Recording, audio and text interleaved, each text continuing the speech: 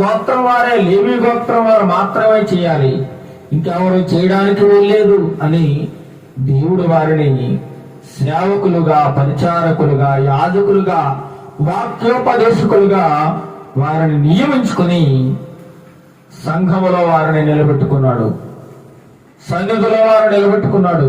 మరి వీరు ఎలా బ్రతకాలి అని దేవుడు చెప్పాడంటే, ఈ 11 మంది, ఈ 11 గోత్రికుల వారు సంపాదిస్తున్నారు, కష్టపడుతున్నారు, భూమిని సేద్యం చేస్తున్నారు, పంట పండిస్తున్నారు.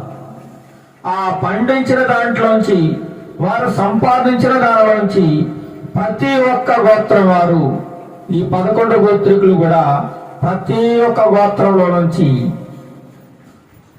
10వ వంతు, ఎన్నో వంతు అండి? 10వ వంతు ఈ లేవీయులకి ఇవ్వాలి.